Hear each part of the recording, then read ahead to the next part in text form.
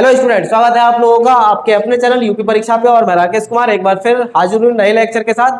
और जैसा कि आप सभी जानते हैं कि हमारा टॉपिक चल रहा है पी ब्लॉक। हम पी ब्लॉक चैप्टर पढ़ रहे हैं और पी ब्लॉक में जो है मैंने नाइट्रोजन फैमिली स्टार्ट कर दिया। और नाइट्रोजन फैमिली की जो है हम लोग क्या पढ़ रहे हैं, जनरल प्रॉपर्टी पढ़ रहे हैं, सामान्य गुण।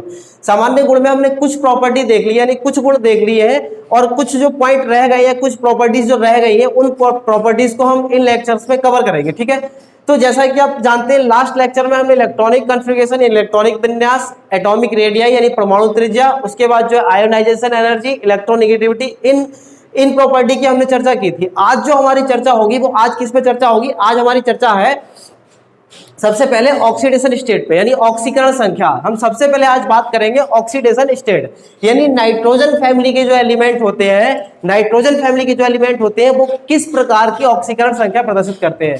माइनस करते हैं, प्लस करते हैं, +3 करते हैं, या -2 करते हैं, या -1 करते हैं, क्या करते हैं, इसकी हम चर्चा करेंगे। जनरल अगर हम ऑक्सीडेशन स्टेट की बात करें तो जनरल ऑक्सीडेशन स्टेट जो होता है नाइट्रोजन फैमिली में -3 से लेकर +5 के बीच में होता है। तो -3 कब ये शो करते हैं और +5 या +3 कब शो करते हैं, इसके बारे में हम डिस्कशन करेंगे।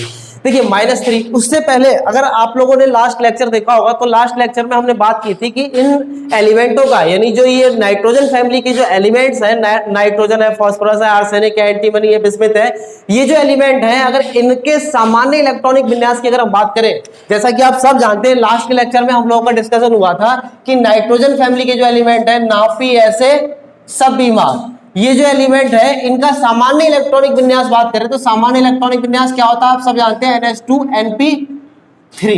इसका मतलब ये है कि इनकी बाहरी कक्षा में जो इलेक्ट्रॉन पाए जाते हैं वो कितने इलेक्ट्रॉन पाए जाते हैं, 5 इलेक्ट्रॉन पाए जाते हैं। अगर नाइट्रोजन फैमिली के इलेक्ट्रॉनिक विन्यास की अगर हम बात करें तो नाइट्रोजन फैमिली में बाहरी कक्षा में यानी लास्ट की सेल में बाहरी कक्षा में जो इलेक्ट्रॉन है वो कितने इलेक्ट्रॉन है, 5 इलेक्ट्रॉन है। ये हम पढ़ चुके हैं ऑलरेडी। इलेक्ट्रॉनिक कॉन्फ़िगरेशन जब हम लोगों ने किया था तो उसमें हम देख चुके थे कि इनकी बाहरी कक्षा में 5 इलेक्ट्रॉन पाया जाता है, 5 इलेक्ट्रॉन पाया जाता है। लेकिन इस 5 इलेक्ट्रॉन पाए जाने से होगा क्या, किस प्रकार की ये प्रॉपर्टी शो करेंगे, वही प्रॉपर्टी देखना है। तो आज की जो हमारी फर्स्ट प्रॉपर्टी जो है, यानी पहले गुण की हम बात करें तो पहला गुण कौन सा है, ऑक्सीकरण संख्या। यानी कौन सा गुण है, ऑक्सीकरण संख्या, ऑक्सीडेशन स्टेट। तो ऑक्सीडेशन स्टेट में अगर हम बात करें तो नाइट्रोजन फैमिली के जो एलिमेंट है वो 2 प्रकार के ऑक्सीडेशन स्टेट शो करते हैं, नेगेटिव ऑक्सीडेशन स्टेट भी शो करते हैं और पॉजिटिव भी शो करते हैं। अगर नेगेटिव ऑक्सीडेशन स्टेट शो करते हैं तो नेगेटिव में कितनी ऑक्सीडेशन स्टेट शो करते हैं, और पॉजिटिव करते हैं तो पॉजिटिव में क्या ऑक्सीडेशन स्टेट शो करते हैं। ठीक है, नेगेटिव और पॉजिटिव 2 प्रकार की ऑक्सीडेशन स्टेट शो करते हैं। तो कब नेगेटिव और कब पॉजिटिव और कितना नेगेटिव और कितना पॉजिटिव, इन दोनों की चर्चा करना। और दोनों को समझने से पहले आपको इनका इलेक्ट्रॉनिक विन्यास देखना पड़ेगा, वो भी बहुत ज्यादा ध्यान से, कि ये सामान्य इलेक्ट्रॉनिक विन्यास तो इनका ये है, लेकिन सामान्य इलेक्ट्रॉनिक विन्यास से अलग भी कुछ पॉइंट आपको देखने पड़ेंगे जिनकी वजह से इनकी ऑक्सीडेशन स्टेट कुछ केस में अलग और कुछ केस में अलग होती है। ठीक है, तो कब नेगेटिव होगा, कब पॉजिटिव होगा, किस प्रकार से नेगेटिव होगा, किस प्रकार से पॉजिटिव होगा, ये सब पॉइंट हम देखेंगे, क्लियर करेंगे एक पॉइंट पे। तो मैं कुछ पहले इलेक्ट्रॉनिक विन्यास लिखता हूं, इलेक्ट्रॉनिक विन्यास लिखने के बाद आपसे बात करूंगा। जैसे आप जानते हैं इसका इलेक्ट्रॉनिक एटॉमिक नंबर होता है 7, इसका 15, इसका 33, इसका 51 और इसका कितना होता है 83। इनका सामान्य इलेक्ट्रॉनिक विन्यास हम लिखते हैं। उसके बाद जब इसकी अगर हम बात करेंगे तो इसका इलेक्ट्रॉनिक विन्यास क्या होता है, हीलियम लिखेंगे इसके आगे, यहां नियॉन, इसके बाद आर्गन, इसका क्रिप्टॉन और इसमें जीनॉन। यहां अगर हम बात करें तो लास्ट में क्या आएगा, 2s2 2p3, इसमें क्या आएगा 3s2 3p3 और इसमें क्या आएगा 4s2 4p3। उसके बाद इसमें अगर हम बात करें तो इसमें क्या आएगा 5s2 5p3 और इसमें क्या आएगा 6s2 6p3। इनके इलेक्ट्रॉनिक विन्यास सही होता है।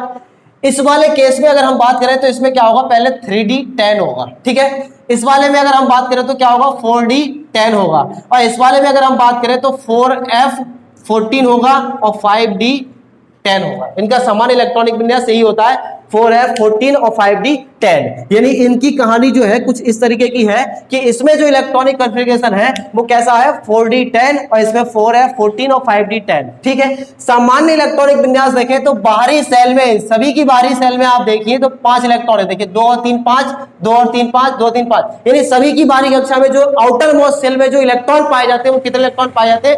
5 इलेक्ट्रॉन पाए जाते हैं। इसमें कोई डाउट नहीं है, ये बात बिल्कुल ठीक है। लेकिन इस इलेक्ट्रॉन के पाए जाने से होगा क्या? अब मैं इसी को नोट करते हुए, इन्हीं पॉइंटों को देखते हुए, इलेक्ट्रॉनिक विन्यास को समझते हुए हम इनकी ऑक्सीकरण संख्या की बात करेंगे। अब ऑक्सीकरण संख्या की बात जब होगी तो ये ऑक्सीडेशन स्टेट जो शो करते हैं नाइट्रोजन फैमिली के एलिमेंट, वो कितने प्रकार के करते हैं? 2 प्रकार के शो करते हैं। कौन कौन सा? नेगेटिव और पॉजिटिव। नेगेटिव और पॉजिटिव का मतलब है कहीं कहीं पे 0 भी करता है, लेकिन नेगेटिव और पॉजिटिव की जनरल बात करेंगे क्योंकि जनरल कितना होता है। तो नेगेटिव में अगर हम बात करें, जब ऑक्सीडेशन स्टेट की हम बात करेंगे नाइट्रोजन फैमिली में, तो ये 2 प्रकार की ऑक्सीडेशन स्टेट शो करते हैं, एक नेगेटिव और एक पॉजिटिव। एक ऋणात्मक ऑक्सीडेशन स्टेट और एक पॉजिटिव ऑक्सीडेशन स्टेट। जब नेगेटिव में बात करेंगे तो नेगेटिव में करते हैं -3 जनरल। कौन से करते हैं एलिमेंट वो हम बाद में बात करेंगे। पॉजिटिव में बात करें तो +3 से लेकर +5 के बीच में इनकी कहानी रहती है। अगर पूरा ओवरऑल ऑक्सीडेशन स्टेट देखें तो -3 to +5 तक की इनकी कहानी है। नाइट्रोजन फैमिली के जो एलिमेंट है, नाइट्रोजन फैमिली के एलिमेंट -3 से लेकर +5 के बीच में ऑक्सीकरण संख्या प्रदर्शित करते हैं। कब -3 करेंगे, कब +5 करेंगे, ये सब बात मैं आपको समझाता हूं 1 by 1। ठीक है, कि -3 कब करेंगे और कौन से एलिमेंट करेंगे, और +5 कब करेंगे और कौन से एलिमेंट करेंगे, ये सब कहानी हम देखेंगे। ठीक है, तो पहले अगर मैं आपको समझाऊं कि ये देखें, अगर हम सबका सामान्य इलेक्ट्रॉनिक विन्यास देखें तो सबकी बाहरी कक्षा में 5 इलेक्ट्रॉन है। 5 इलेक्ट्रॉन है, और 5 इलेक्ट्रॉन है तो इनको आउटर मोस्ट सेल जो है, बाहरी कक्षा जो है, बाहरी कक्षा में 5 से 8 इलेक्ट्रॉन पूरा करने के लिए, यानी अपने आप को स्टेबल करने के लिए, यानी ऑक्टेट कंप्लीट करने के लिए इनको कितने इलेक्ट्रॉनों की रिक्वायरमेंट है? 3 इलेक्ट्रॉनों की, यानी 3 इलेक्ट्रॉनों की रिक्वायरमेंट है। अगर इनको 3 इलेक्ट्रॉन मिल जाए, 3 इलेक्ट्रॉन किसी से मिल जाए तो ये 8 हो जाएंगे। ये जो बाहरी कक्षा में जिनके 5 है, 5 से अगर 8 करना हो तो 8 करने के लिए कितने इलेक्ट्रॉनों की रिक्वायरमेंट है? 3 इलेक्ट्रॉनों की। और किसी एलिमेंट से अगर आप 3 इलेक्ट्रॉन लोगे तो इस पे 3 माइनस का 3 चार्ज आएगा, तो -3 चार्ज आएगा। लेकिन -3 चार्ज मतलब -3 इलेक्ट्रॉन किसी से एक्सेप्ट करना कोई आसान काम नहीं है। इसके लिए बहुत ज्यादा एनर्जी की रिक्वायरमेंट होगी, क्योंकि इलेक्ट्रॉन गेन करने में भी एनर्जी की रिक्वायरमेंट होती है।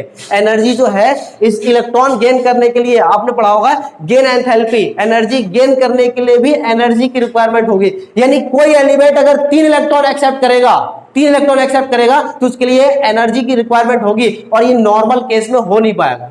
तो उस वाले केस में जो नाइट्रोजन और फास्फोरस जो है, यानी ऊपर वाले एलिमेंट जो है, ये मोर इलेक्ट्रोनेगेटिव एलिमेंट है, और मोर इलेक्ट्रोनेगेटिव एलिमेंट होने की वजह से जब इनको हम मेटल के साथ जोड़ेंगे, तो ये मेटल के साथ जुड़कर ये 3 इलेक्ट्रॉन आसानी से एक्सेप्ट कर लेते हैं। नाइट्रोजन और फास्फोरस की अगर हम कहानी देखें तो ऊपर वाले एलिमेंट जो है नाइट्रोजन फैमिली में, ये नाइट्रोजन और फास्फोरस जो है, अगर इनकी बॉन्डिंग अगर मेटल के साथ की जाए, इनकी बॉन्डिंग यानी नाइट्रोजन और फास्फोरस की बॉन्डिंग अगर मेटल के साथ की जाए, तो उस वाले केस में ये लोग -3 ऑक्सीडेशन स्टेट शो करेंगे। क्यों? क्योंकि मेटल जो होता है वो किसके लिए जाना जाता है? मेटल दुनिया में किसके लिए जाना जाता है? मेटल इसलिए जाना जाता है इलेक्ट्रॉन डोनेट करने के लिए। तो ये मेटल इसको इलेक्ट्रॉन डोनेट करेंगे, और नाइट्रोजन और फास्फोरस इलेक्ट्रॉन नेगेटिव है, तो इलेक्ट्रॉन नेगेटिव होने की वजह से ये क्या करेंगे? इलेक्ट्रॉन एक्सेप्ट कर लेंगे। तो ऊपर वाले एलिमेंट जो है, मतलब ऊपर वाले का मतलब है नाइट्रोजन और फास्फोरस जो है, ये -3 ऑक्सीडेशन स्टेट शो करते हैं। लेकिन आप जब ऊपर से नीचे आएंगे तो -3 ऑक्सीडेशन स्टेट की टेंडेंसी जो होती है वो डिक्रीज हो जाती है। डिक्रीज क्यों हो जाती है? क्योंकि ऊपर से नीचे जब आएंगे तो इनका कौन सा कैरेक्टर बढ़ने लगेगा? आपको लास्ट लेक्चर में बताया था कि ऊपर से आने पर, ऊपर से नीचे आने पर, यानी टॉप से बॉटम आने पर कौन सा कैरेक्टर डिक्रीज होता है? मेटेलिक कैरेक्टर इंक्रीज और नॉन मेटेलिक कैरेक्टर डिक्रीज। और जबकि 3 इलेक्ट्रॉन एक्सेप्ट करना है, और यहां पर ये तो मेटल होंगे, हम मेटल तो इलेक्ट्रॉन देने के लिए जाने जाते हैं, तो इलेक्ट्रॉन लेंगे कैसे? जो काम इनका इलेक्ट्रॉन देने वाला होगा तो ये इलेक्ट्रॉन एक्सेप्ट कैसे कर सकते हैं? इसीलिए जब ऊपर से नीचे आएंगे तो ये लोग -3 ऑक्सीडेशन स्टेट शो नहीं कर पाएंगे। इनकी -3 वाले केस में इनकी स्टेबिलिटी जो होगी वो क्या हो जाएगी? डिक्रीज करेगी। लेकिन नाइट्रोजन और फास्फोरस की भी अगर हम बात करें तो जनरल जो है, ये जनरल केस में ये -3 ऑक्सीडेशन स्टेट नहीं शो करते हैं, जनरली कोवैलेंट बॉन्ड बनाते हैं। कि कोवेलेंट बॉन्ड बनाते हैं यानी सहसंयोजी बंध बनाते हैं, ओवरलैपिंग करने की कोशिश करते हैं, मेटल के साथ जुड़ेंगे, अगर मोर इलेक्ट्रोपॉजिटिव एलिमेंट होगा यानी मेटेलिक एटम होगा उस केस में तो ये बॉन्ड बना के उनसे इलेक्ट्रॉन ले लेंगे, उस केस में तो ये -3 ऑक्सीडेशन स्टेट शो करेंगे। लेकिन जनरल केस जो होता है उस केस में क्या बनाते हैं, कोवेलेंट बॉन्ड बनाते हैं, जनरली ये कोवेलेंट बॉन्ड में ही पाए जाते हैं। तो नेगेटिव की कहानी तो इनकी ये हो गई, ठीक है। -3 कब शो करेंगे, -3 जब करेंगे जब ऊपर वाले एलिमेंटों के साथ कौन जुड़ा होगा, मेटल जुड़ा होगा, यानी मेटेलिक एटम जुड़ा होगा, उस केस में नाइट्रोजन या फास्फोरस कौन सा -3 ऑक्सीडेशन स्टेट शो करते हैं। अगर अब हम कहानी देखें +3 और +5 की, +3 और +5 की शो करें तो आप लोग देख रहे हैं कि +3 और +5 का मीनिंग क्या है। इसका मतलब ये 3 इलेक्ट्रॉन किसी को डोनेट करेंगे या 5 इलेक्ट्रॉन किसी को डोनेट करेंगे। तो आपने अभी सामान्य इलेक्ट्रॉनिक विन्यास जब देखा तो सामान्य इलेक्ट्रॉनिक विन्यास में क्या है, सबकी बाहरी कक्षा में, इन सबकी बाहरी कक्षा में कितने हैं, 5 इलेक्ट्रॉन है। नाइट्रोजन फैमिली के अंदर जितने भी एलिमेंट हैं इन सभी एलिमेंटों में 5 इलेक्ट्रॉन प्रेजेंट है। अगर ये सब के सब अपने पांचों के पांचों इलेक्ट्रॉन डोनेट कर दे, ये जितने भी एलिमेंट हैं अगर ये सब एलिमेंट अपने पांचों के पांचों इलेक्ट्रॉन डोनेट कर दे तो ये +5 ऑक्सीडेशन स्टेट शो करेंगे, ठीक है। और अगर जो बाहरी कक्षा में 3 इलेक्ट्रॉन है, अगर ये वाले 2 अंदर है और 3 ये जो है, अगर ये सिर्फ 3 को ही डोनेट करेंगे तो +3 करेंगे। अगर इनमें 3 इलेक्ट्रॉन ये वाले डोनेट कर दिए तो +3 ऑक्सीडेशन स्टेट, अगर ये पांचों के पांचों इलेक्ट्रॉन डोनेट कर दिए तो उस केस में +5 ऑक्सीडेशन स्टेट। अब ये कब +3 और कब +5 करेंगे ये हमें देखना होगा कि ये +5 ऑक्सीडेशन स्टेट कब शो करते हैं और +3 ऑक्सीडेशन स्टेट यानी ऑक्सीकरण संख्या कब प्रदर्शित करते हैं, ये हमें समझना होगा कि कब करेंगे और कब नहीं करेंगे। तो मैं आपको बताता हूं, देखिए +5 जो होता है, +5 ऊपर से नीचे आने पे +5 ऑक्सीडेशन स्टेट बनाने वाले कंपाउंड जो होते हैं स्टेबल, उनकी स्टेबिलिटी जो होती है वो घटती है। ऊपर से नीचे आने पर +5 ऑक्सीडेशन स्टेट शो करने वाले जो एलिमेंट होंगे या कंपाउंड होंगे उनकी ऑक्सीकरण संख्या जो ऊपर से नीचे आओगे तो +5 बनाने की टेंडेंसी घटती है। इसका मतलब ऊपर वाले +5 शो करेंगे, नीचे वाले +5 शो नहीं करेंगे। ऊपर वाले में भी अगर हम बात करें तो नाइट्रोजन जो है, नाइट्रोजन एलिमेंट कभी भी +5 ऑक्सीडेशन स्टेट शो नहीं करता है। और नाइट्रोजन की मैक्सिमम कोवैलेंसी या मैक्सिमम ऑक्सीडेशन स्टेट +4 तक हो सकती है, +4 से ज्यादा हो ही नहीं सकती, ठीक है। तो +5 तो नाइट्रोजन कर नहीं पाएगा, क्यों नहीं कर पाएगा अभी मैं थोड़ी देर बाद डिस्कस करूंगा। लेकिन मैं कह रहा हूं कि अगर ऊपर से अगर हम नीचे आए, ऊपर से नीचे आए तो +5 ऑक्सीडेशन स्टेट शो करने की जो टेंडेंसी है, जो क्षमता है, वो क्षमता क्या हो जाएगी, ऊपर से नीचे आने पे घटेगी। ऐसा क्यों होता है और किस लिए होगा मैं आपको समझाता हूं। देखिए ऊपर से जब हम जैसे जैसे नीचे आ रहे हैं, मैंने आपको लास्ट क्लास में भी एक्सप्लेन किया था, ऊपर से जैसे जैसे नीचे आ रहे हैं तो उस केस में देखिए इसमें जो इलेक्ट्रॉन है 2s2p है, इसमें 3s2 3p में है। लेकिन यहां अगर हम जैसे आए तो 4s2 4p3 और नीचे अंदर क्या है 3d10, इसमें आए तो 5s2 5p3 और उससे पहले क्या है 4d10, ठीक है। अगर इससे नीचे आए तो 6s2 6p3 5d10 4f14, ठीक। तो होता क्या है ये देखिए, मैं क्या कह रहा हूं, +5 ऑक्सीडेशन स्टेट यानी ऑक्सीकरण संख्या प्रदर्शित वही एलिमेंट कर सकते हैं जो ये पांचों के पांचों इलेक्ट्रॉन डोनेट कर दें, ठीक है, पांचों के पांचों इलेक्ट्रॉन डोनेट कर दें। तो देखिए नाइट्रोजन वाले केस में जब 5 बॉन्ड या 5 ऑक्सीडेशन स्टेट शो करने की बात आएगी तो 5 इलेक्ट्रॉन तो वो डोनेट कर सकता है, लेकिन 5 इलेक्ट्रॉन डोनेट करके कंपाउंड बहुत रेयर केस में बनाएगा। अगर बहुत ज्यादा इलेक्ट्रोनेगेटिव एलिमेंट आप ले आए, NF5 टाइप का एलिमेंट ले आए तो ही बहुत मुश्किल से बन पाएगा, वो भी रेयर केस में बनेगा। 5 बॉन्ड तो नाइट्रोजन बना ही नहीं सकता।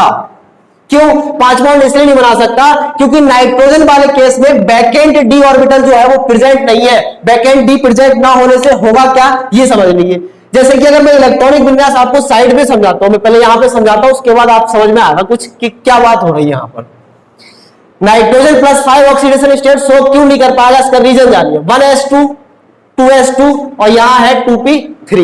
इसके बाद यहां जो 2p3 के बाद जो ऑर्बिटल होगा वो कौन सा होगा, 3s होगा, और 3s के बाद 3p होगा, उसके बाद कहीं 3d होगा, ठीक है। तो यहां अगर हम इलेक्ट्रॉनिक विन्यास देखें तो 1s2 है, इसका मतलब इसमें कितने इलेक्ट्रॉन, 2 इलेक्ट्रॉन यहां प्रेजेंट है इस ऑर्बिटल में। उसके बाद 2s में बात करें तो 2s में भी 2 इलेक्ट्रॉन प्रेजेंट है और 2p में कितने हैं, 3 इलेक्ट्रॉन प्रेजेंट है, ठीक। अगर हम नाइट्रोजन की बात करें तो नाइट्रोजन अगर 5 बॉन्ड कहीं बनाने जाए तो 5 बॉन्ड बनाने का मतलब क्या है, 5 बॉन्ड जब बनाएगा जब 5 अनपेड इलेक्ट्रॉन होंगे, लेकिन 5 इलेक्ट्रॉन यहां है नहीं अनपेड, 3 इलेक्ट्रॉन अनपेड है और 5 इलेक्ट्रॉन अनपेयर्ड करने के लिए एक इलेक्ट्रॉन को प्रमोट करना होगा, और प्रमोट करने के लिए जहां पर हम इलेक्ट्रॉन को प्रमोट करेंगे, प्रमोट करने के लिए आगे बैकेंड ऑर्बिटल होना चाहिए। सही है, आगे क्या होना चाहिए, बैकेंड ऑर्बिटल होना चाहिए, और बैकेंड ऑर्बिटल जो है नाइट्रोजन वाले केस में है नहीं। आप कहोगे सर जी ये 3s है, तो 3s इलेक्ट्रॉन 3s ऑर्बिटल जो है बैकेंड जरूर है, लेकिन बैकेंड होने के साथ साथ बहुत दूर होगा। क्यों दूर होगा, क्योंकि ऑर्बिटल जो सेल जो होती है ना, कक्षाओं के बीच में एनर्जी गैप बहुत ज्यादा हाई होता है। जैसे अगर 1s ये है तो 2s ये होगा, और 2s के बाद 3s ये होगा। ठीक है, तो 1s और 2s के बाद 3s जो है, इनके बीच में गैप बहुत ज्यादा है, और गैप बहुत ज्यादा होने की वजह से यहां से इलेक्ट्रॉन का प्रमोशन यहां पर करना बहुत ज्यादा मुश्किल नहीं, नामुमकिन होगा। अगर मुझे यहां से इलेक्ट्रॉन यहां प्रमोट करना हो तो यहां पर हम इलेक्ट्रॉन प्रमोट कर नहीं सकते। क्यों, क्योंकि इनके बीच में गैप जो है बहुत ज्यादा है, और डी ऑर्बिटल होता तो उस वाले केस में हो जाता। क्यों हो जाएगा, मैं रीजन समझाता हूं। फास्फोरस की अगर हम कहानी देखें तो फास्फोरस वाले केस में जो होगा वो क्या होगा, फास्फोरस वाले केस में ऑक्सीडेशन स्टेट की अगर हम बात करें तो इसमें देखिए, इसमें क्या है 3s2 और 3p3, और इसके बाद होगा 3d0। ठीक, इसमें 3d0 होगा, 3s के बाद 3d0 आता है। तो अगर हम देखें 3s2 आ गया, 3s2 के बाद 3p, और 3p के बाद 3d0। तो इसमें अगर हम इलेक्ट्रॉन देखें तो p में इलेक्ट्रॉन जो है 2s में है, उसके बाद 3p में है, और उसके बाद अगर हम देखें तो 3d खाली पड़ा है, यहां पर 3d ऑर्बिटल जो है वो खाली पड़ा है, और खाली होने की वजह से अब इलेक्ट्रॉन की हम कहानी देखें तो 3d में ट्रांसफर हो सकता है। क्यों, क्योंकि ट्रांसफर इसलिए हो जाएगा, इस बार आप देखिए यहां पर क्या था, दूसरी कक्षा से इलेक्ट्रॉन को तीसरी कक्षा में प्रमोट करना था, लेकिन इस वाले केस में अगर हम इलेक्ट्रॉन देखें तो तीसरी कक्षा से तीसरी कक्षा में ही प्रमोट करना है। जैसे मैं आपसे कहूं कि आप एक क्लास में बैठे हो, मान लो दूसरी क्लास में हो, और दूसरी क्लास से कहूं आपको जंप लगाना है तीसरी क्लास में, यानी कूदना है, और तीसरी क्लास जो है छत पे है, मान लीजिए ऊपर है, ऊपर वाले फ्लोर पे है, आप ग्राउंड फ्लोर पे है, ग्राउंड फ्लोर से ऊपर वाले फ्लोर पे जाना है। तो उस केस में क्या होगा, सेकंड वाले फ्लोर से थर्ड फ्लोर पे मान लो आपको ऊपर जाना हो तो उसमें एनर्जी बहुत ज्यादा जाएगी।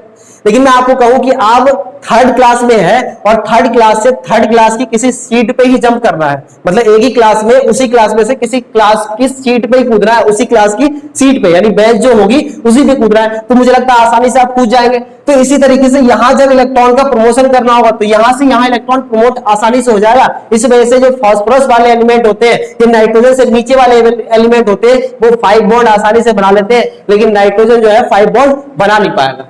ठीक है, एक तो मैंने ये केस समझाया कि ये बॉन्ड कितने बनाएंगे और कितने नहीं बनाएंगे। लेकिन मैं बात कर रहा था ऑक्सीडेशन स्टेट की। ऑक्सीडेशन स्टेट की हम बात जब कर रहे थे तो मैंने आपसे कहा कि ऊपर से जब नीचे आएंगे तो +5 ऑक्सीडेशन स्टेट शो करने की जो टेंडेंसी होती है वो डिक्रीज हो जाती है। अब डिक्रीज क्यों हो जाती है उसका रीजन जानिए। मैंने ये कहा कि इनके पास 5 इलेक्ट्रॉन है, इनके पास भी 5 इलेक्ट्रॉन है, इनके पास भी बाहरी कक्षा 5 है, इनके पास भी 5, यानी सभी की बाहरी कक्षा में कितने इलेक्ट्रॉन है, 5 इलेक्ट्रॉन है। लेकिन ऊपर से नीचे आने पर 5 इलेक्ट्रॉन देने की टेंडेंसी जो है वो क्या है, घटती है। यानी 5 इलेक्ट्रॉन को ट्रांसफर करने की टेंडेंसी, यानी किसी को डोनेट करने की टेंडेंसी वो क्या हो जाती है, डिक्रीज हो जाती है। तो डिक्रीज होने के पीछे रीजन क्या है, वो रीजन बता रहा हूं मैं। देखिए यहां पर जो इलेक्ट्रॉन डोनेट करना है, इनको इलेक्ट्रॉन डोनेट करना आसान है। ये 5 इलेक्ट्रॉन बाहरी कक्षा वाले जो है ये आसानी से दे देते हैं, मतलब आसानी से तो नहीं देंगे, इलेक्ट्रोनेगेटिव है, लेकिन फिर भी ऊपर वाले एलिमेंट जो है 5 इलेक्ट्रॉन आसानी से डिक्रीज मतलब दे देते हैं, डोनेट कर देते हैं। लेकिन नीचे वाले एलिमेंट जो है 5 इलेक्ट्रॉन नहीं दे पाते हैं। इसका रीजन है इनर्ट पेयर इफेक्ट। कौन सा रीजन है, इनर्ट पेयर इफेक्ट। अब इनर्ट पेयर इफेक्ट आप कहेंगे सर ये कौन सा बवाल आ गया, नया केमिस्ट्री है, बवाल तो होना है। केमिस्ट्री में सब एक्सेप्शन है, और सभी एक्सेप्शन, जितने भी एक्सेप्शन है उनमें से जब जब इनऑर्गेनिक में एक्सेप्शन की बात आएगी तो जहां तक जितने भी क्वेश्चन हो एक्सेप्शन वाले, मैक्सिमम केस में एक ही ऑर्बिटल होता है, वो आतंकवादी ऑर्बिटल का नाम है डी ऑर्बिटल। समझ लिया आप लोग। इनऑर्गेनिक में अगर कभी भी फंसते हैं तो इनऑर्गेनिक में फंसने वाले केस में ज्यादातर मैक्सिमम केस में 100% जो ऑर्बिटल होगा वो कौन सा ऑर्बिटल होगा, डी ऑर्बिटल होगा। डी ऑर्बिटल की वजह से होगा, या तो due to backend D orbital या due to D orbital present, यानी किसी न किसी केस में डी ऑर्बिटल की बात जरूर होगी।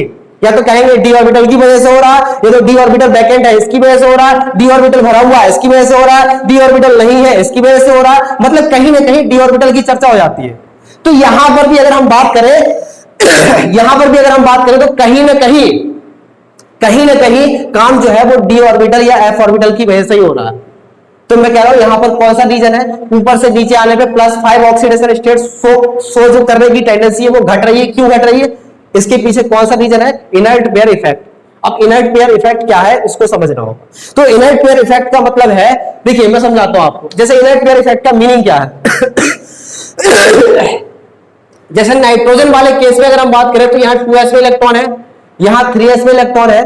हमने क्या कहा, हमने कहा कि 2s वाले इलेक्ट्रॉन को अगर बॉन्डिंग में पार्टिसिपेट कराना है तो इलेक्ट्रॉन को प्रमोट करना होगा, आगे देना होगा, डोनेट करना होगा।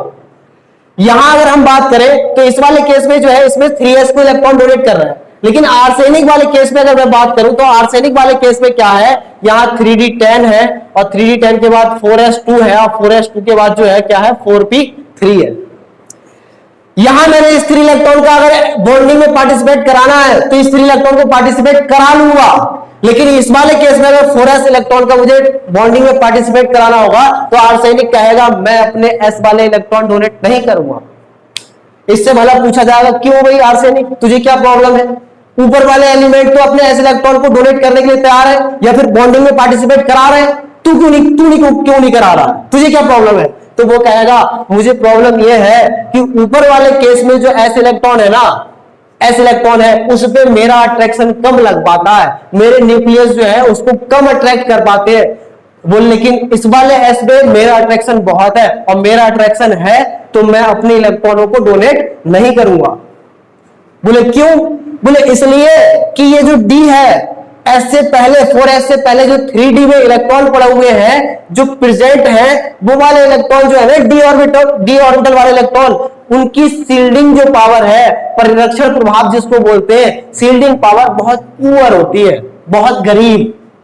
बोले पुअर का क्या मतलब क्यों पुअर क्यों होती है, बोले ये सील्डिंग बढ़िया नहीं कर पाते, इनकी सील्डिंग जो है वो भद्दी सी है, बेकार, पुअर गरीब, यानी ये सील्डिंग पावर इनकी बहुत बेकार है। एफ और डी ऑर्बिटल की जो सील्डिंग पावर होती है, परिरक्षण प्रभाव जिसको बोलते हैं हिंदी में, वो क्या होता है, बहुत बेकार होता है। वो सील्ड नहीं कर पाते, कवर नहीं कर पाते, ढक नहीं पाते अच्छे से। इनकी सील्डिंग पावर डी ऑर्बिटलों की और एफ ऑर्बिटलों की है वो बहुत बेकार होती है। एस से तो समझो बहुत बेकार और पी से तो पी से भी बेकार ही होती है। एस और पी ऑर्बिटल जो होते हैं उनकी सील्डिंग पावर अच्छी होती है। तो बोले सबसे अच्छी किसकी होती है, अगर जैसे आपको मन में क्वेश्चन आ रहा है कि सर जी सील्डिंग पावर सबसे अच्छी किसकी होगी, तो एस ऑर्बिटल की सबसे बढ़िया, पी से थोड़ी सी मतलब एस की सबसे अच्छी, पी की उससे बेकार, डी की उससे बेकार और एफ की सबसे बेकार।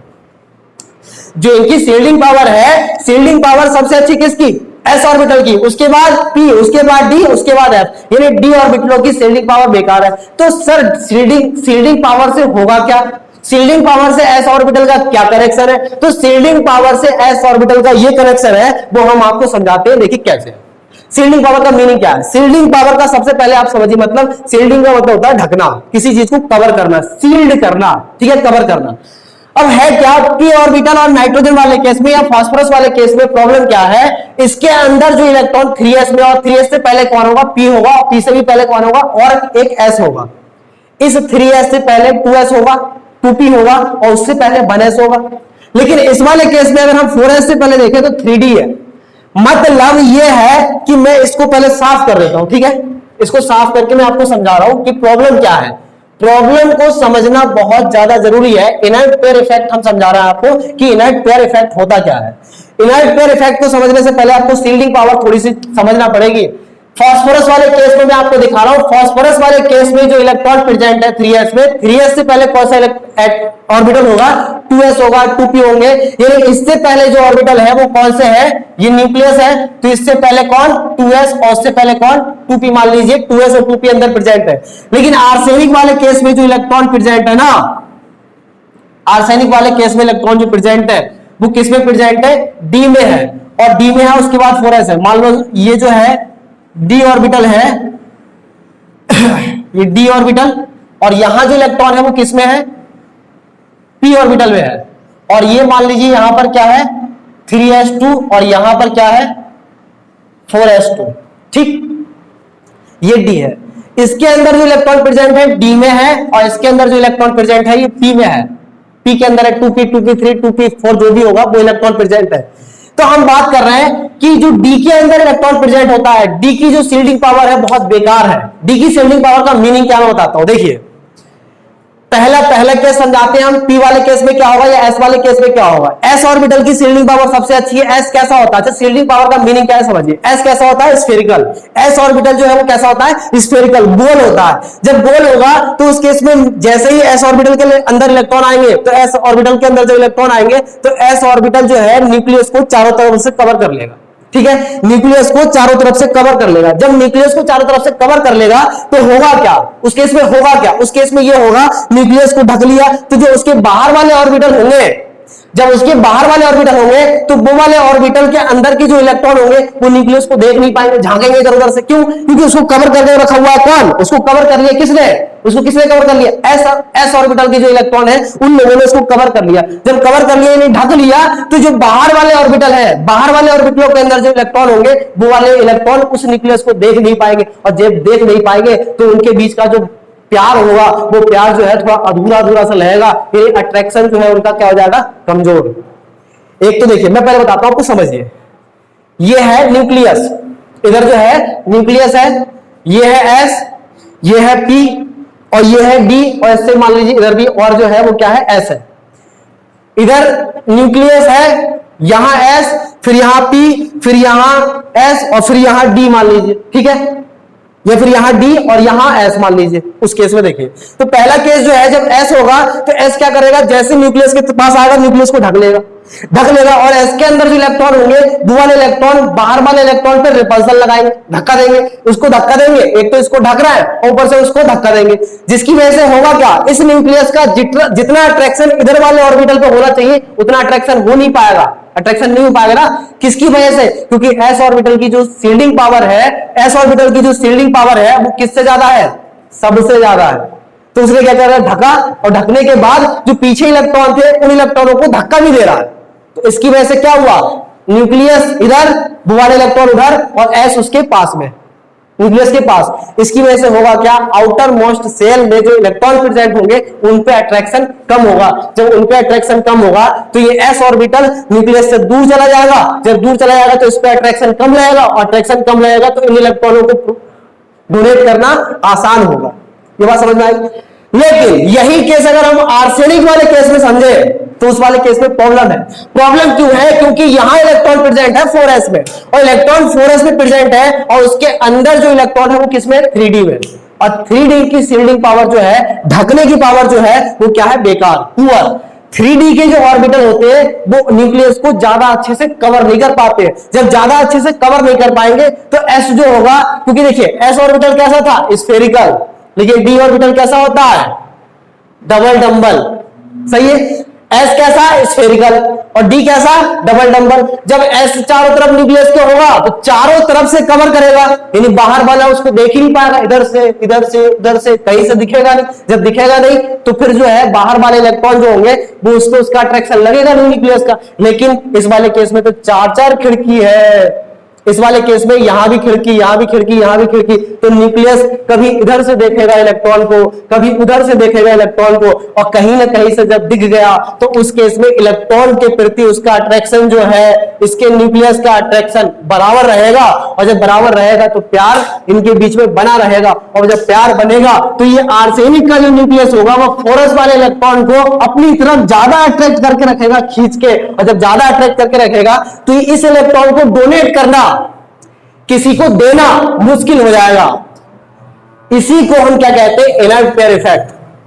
इस इलेक्ट्रॉन को बॉन्डिंग में पार्टिसिपेट ना करने की टेंडेंसी जो है उसी को हम क्या कह रहे हैं, इनर्ट पेयर इफेक्ट। इनर्ट क्या होता है, जो बॉन्ड ना बनाए, बॉन्डिंग में पार्टिसिपेट ना करे। इनर्ट गैस पढ़ते हैं ना हम लोग, इनर्ट का मतलब जो बॉन्डिंग में पार्टिसिपेट ना करे, यानी बॉन्ड बनाने की टेंडेंसी जिनकी कम से कम हो। तो इसीलिए जब एस ऑर्बिटल के इलेक्ट्रॉन होते हैं वो बॉन्ड नहीं बनाते, उन्हीं को हम क्या कहते हैं, इनर्ट पेयर इफेक्ट। ठीक है, समझ में आया होगा मुझे लगता है आप लोगों को अच्छे से। तो ऊपर से नीचे आने पे +5 ऑक्सीडेशन स्टेट शो करने की टेंडेंसी जो होती है वो डिक्रीज होती है। क्यों होती है, due to inert pair effect. Inert pair effect की वजह से ये वाले ऑर्बिटल के इलेक्ट्रॉन जो होते हैं वो बॉन्डिंग में पार्टिसिपेट नहीं कर पाते। जब बॉन्डिंग में पार्टिसिपेट नहीं कर सकते तो इन इलेक्ट्रॉनों को हम डोनेट नहीं कर सकते आसानी से। जब डोनेट नहीं करेंगे, क्यों नहीं करेंगे? क्योंकि इन पे इनका अट्रैक्शन ज्यादा है। ज्यादा क्यों है? क्योंकि डी ऑर्बिटल जो है सीड नहीं कर पाते न्यूक्लियस को अच्छे से, और इनका न्यूक्लियस पावर बहुत ज्यादा है। इफेक्टिव न्यूक्लियर चार्ज बढ़ रहा है, क्यों? क्योंकि एटॉमिक नंबर बढ़ रहा है। एटॉमिक नंबर बढ़ने से इफेक्टिव न्यूक्लियर चार्ज बढ़ेगा, जिसकी वजह से अट्रैक्शन बढ़ेगा, और अट्रैक्शन बढ़ने की वजह से इन इलेक्ट्रॉनों को डोनेट करना मुश्किल हो जाएगा, मुश्किल। इसी की वजह से ये +5 ऑक्सीडेशन स्टेट शो नहीं करते मतलब टेंडेंसी कम है, करते हैं लेकिन इनकी स्टेबिलिटी जो होगी ऊपर वालों से नीचे वालों की कम होगी। ऊपर से नीचे आने पे +5 ऑक्सीडेशन स्टेट शो करने की जो टेंडेंसी होगी वो क्या होगी? कम। लेकिन अगर आप +3 की अगर बात करें तो ऊपर से नीचे आने पे +3 ऑक्सीडेशन स्टेट शो करने की टेंडेंसी क्या हो जाएगी? बढ़ जाएगी। क्यों बढ़ जाएगी? अब यहां जान लेते हैं। +5 ऑक्सीडेशन स्टेट शो करने के लिए 5 इलेक्ट्रॉन डोनेट करने थे। कितने इलेक्ट्रॉन? 5। जो बाहरी कक्षा में 5 इलेक्ट्रॉन है, इन 5 को डोनेट करना है। लेकिन +3 ऑक्सीडेशन स्टेट शो करने की जब बात आएगी तो सिर्फ इन 3 इलेक्ट्रॉनों को डोनेट करने से काम चल जाएगा। और जब 3 से डोनेट करने से काम चल जाएगा तो ये p वाले ऑर्बिटल के जो इलेक्ट्रॉन है इन्हीं को हमेशा डोनेट किया जाएगा, और इनकी टेंडेंसी जो है बहुत ज्यादा होती है।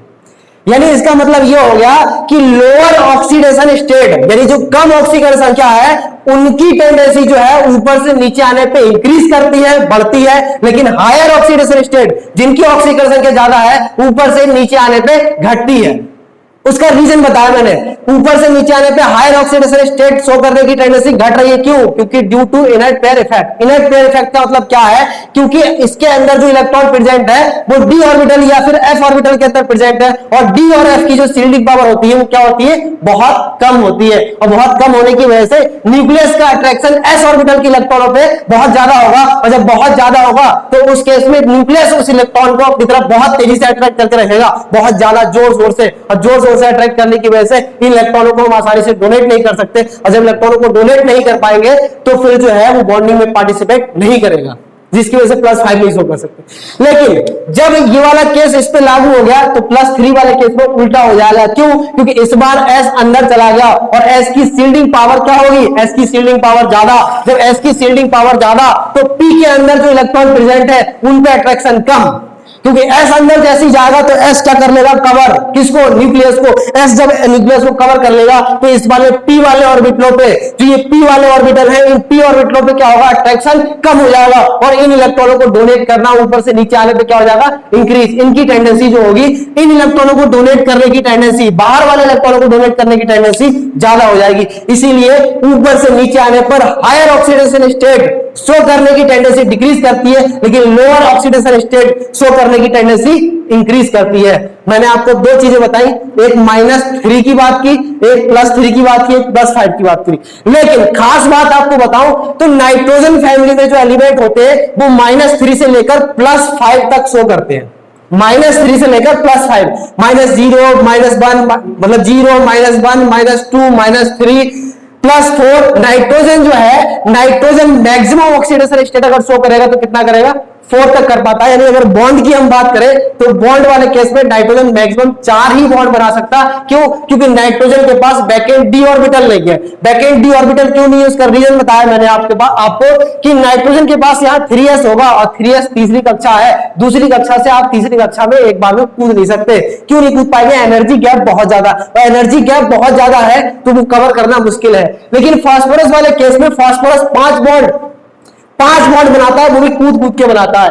आप पूछो कि नाइट्रोजन NCl5 नहीं बनाता है, लेकिन फास्फोरस जो है PCl5 बनाता है, PF5 बनाता है। तो ये क्वेश्चन बहुत पूछा जाता है। तो इसका रीजन है कि नाइट्रोजन के पास बैकेंड डी ऑर्बिटल नहीं है, लेकिन फास्फोरस जो है, फास्फोरस के पास बैकेंड डी ऑर्बिटल प्रेजेंट है, जिसकी वजह से इस वाले इलेक्ट्रॉनों को प्रमोट करना, एस के इलेक्ट्रॉनों को प्रमोट करना मुश्किल ही नहीं, नामुमकिन है। लेकिन फास्फोरस वाले केस में इलेक्ट्रॉन को हम प्रमोट कर सकते हैं, प्रमोशन करा सकते हैं। क्यों? क्योंकि इसके पास बैकेंड डी है। और आपको मैंने पहले ही बताया, जब जब इनऑर्गेनिक में कहीं भी क्वेश्चन का आंसर ना है तो ज्यादातर केस में होता क्या है?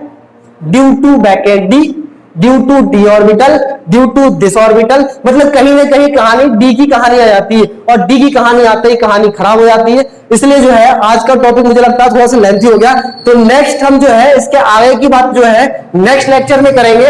आज के लिए इतना काफी, मिलते हैं नेक्स्ट लेक्चर में नई प्रॉपर्टी के साथ। और अगर आप लोगों को वीडियो पसंद आई और वीडियो समझ में आई हो तो अपने दोस्तों के साथ शेयर कीजिए, वीडियो को लाइक कीजिए और चैनल पे अगर नए हैं तो चैनल को सब्सक्राइब कीजिए। मिलते हैं नए वीडियो में, नए लेक्चर के साथ, नए टॉपिक के साथ, नई प्रॉपर्टी के साथ। हम नई प्रॉपर्टी पढ़ेंगे, इसके बाद नाइट्रोजन फैमिली, नई एक दो प्रॉपर्टी और रह गई है, उसके बाद जो है हम लोग कंपाउंड पढ़ेंगे कि नाइट्रोजन फैमिली के अंदर जो नाइट्रोजन फैमिली के अंदर जो एलिमेंट है वो एलिमेंट किस प्रकार के कंपाउंड बनाते हैं और उनकी क्या प्रॉपर्टी होती है, उनकी केमिकल प्रॉपर्टी कैसी है, उनकी फिजिकल प्रॉपर्टी कैसी है, उनके भौतिक गुण कैसे हैं, उनके रासायनिक गुण कैसे हैं, उनका जो है केमिकल बिहेवियर कैसा है, ये सब हम पढ़ेंगे। लेकिन नेक्स्ट लेक्चर में, आने वाले टाइम में सारे लेक्चर मिलेंगे और आप लोग जो अपनी वीडियो को अपने दोस्तों के साथ शेयर कीजिए। ठीक है, मिलते हैं नए लेक्चर में। थैंक यू, धन्यवाद।